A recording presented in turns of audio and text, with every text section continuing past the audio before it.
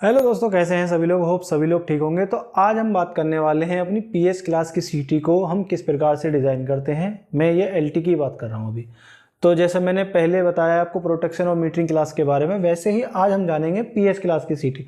तो जो हमारी ट्रांसफार्मर की इक्वेशन है वो मैंने लिख दी है और आज हम डिज़ाइन करने वाले हैं। सबसे पहले तो मैंने कोई एग्जाम्पल के लिए कोई सीटी ले ली है। फॉर एग्ज़ाम्पल 1000/5 पीएस क्लास की सीटी।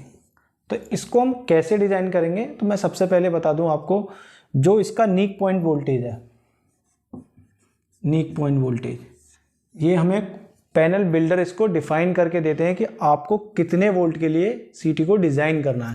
तो अब हम जानेंगे किस प्रकार से इसको हमें 200 वोल्ट के लिए डिज़ाइन करना है। तो आपको पता होगा कि पीएस क्लास में क्या होता है कि हमारा जो पीएस क्लास को हम एक्चुअली कैलकुलेट करते हैं, मैंने वो पहले वीडियो में बताया, मैं उसका लिंक भी डिस्क्रिप्शन में डाल दूंगा। और जो हमें वीके होता है, हमारा वीके एक्चुअल वीके कैलकुलेट करने के लिए हमें 1.1 टाइम्स हमें मतलब 10% इसका हाई करना होगा। तो इसके लिए हमें 220 वोल्ट के लिए हमें कोर डिज़ाइन करनी होगी। और आपका जैसे एल टी सी टी 1000/5 का हम डिज़ाइन करने जा रहे हैं। तो FZ हमारा फ्रिक्वेंसी हो गया 50 और FD की बात हम अभी बाद में करेंगे। और हमें 200 टन के लिए ये डिज़ाइन करना है। एरिया हमें पता नहीं है अभी। और ये हो गया आपका 10⁻⁻⁶। तो अब आप क्या करेंगे, सबसे पहले आप अपने मोल्ड के हिसाब से देखेंगे कि हमें जो एरिया लेना है उसको किस हिसाब से लेना है।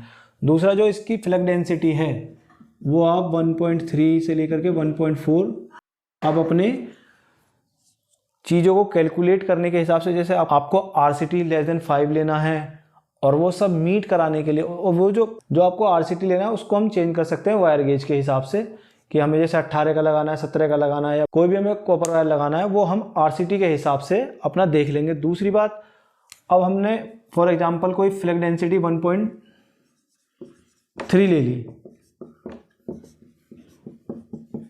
50 और 1.3, या फिर मैं 1.35 ले लेता हूँ, सॉरी ये 200 होगा, ये 200 है। 200 इंटू AS हमें अब ये फाइंड आउट हो जाएगा कि उसको कैसे निकालना है। तो हमारा जो AS है वो निकल के आ जाएगा। तो अब हम इसको कैलकुलेट कर लेंगे। तो जो मेरा एरिया निकल के आ रहा है वो आ रहा है 3670 स्क्वायर mm।